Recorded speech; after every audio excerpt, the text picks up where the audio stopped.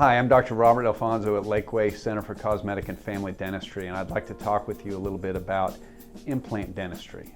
This is a way of replacing teeth with dental implants. Dental implants are a way of replacing teeth without having to use something that goes in and out of your mouth like a traditional denture or partial denture, or having to prep on adjacent teeth with what's called a bridge. The simplest type of implant dentistry is when you just have to replace one tooth. There's a couple of ways of replacing a single tooth with an implant. Essentially, with a one-phase surgery, you simply place the implant into the bone with a healing abutment.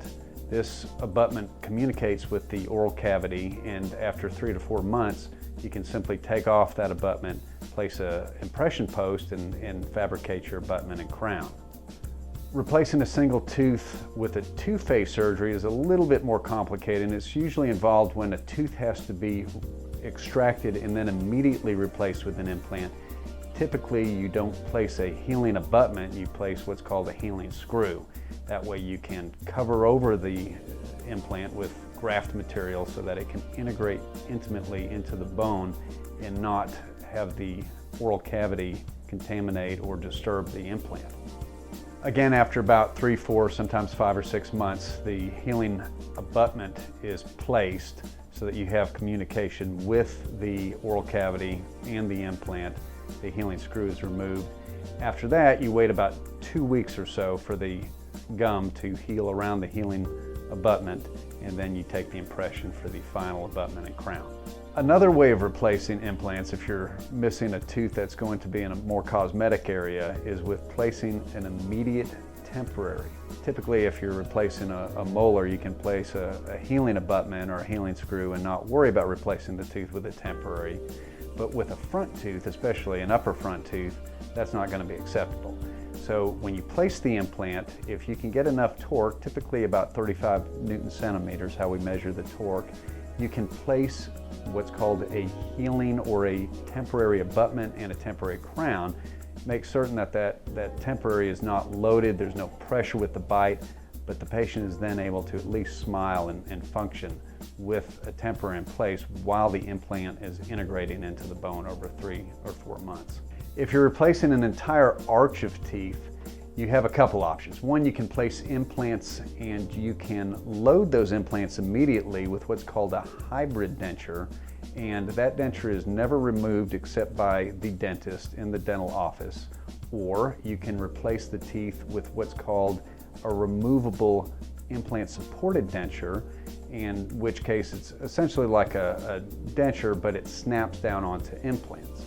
What we have here in our office is a CT scanner. It's a cone beam computerized tomography that is used to visualize the bone three-dimensionally. This way we know which type of bone is adequate for supporting the type of implant that we want. If we know that we're going to be able to have enough density within that bone to load the implant immediately, or if we need to prepare patients for using something removable while the implant's integrating. It also allows us to see vital structures that are around that we want to avoid, such as the maxillary sinus on the upper arch or the inferior alveolar nerve on the lower arch. You don't want to damage either of these structures, and you want to make sure you have adequate bone to support the appropriate implant.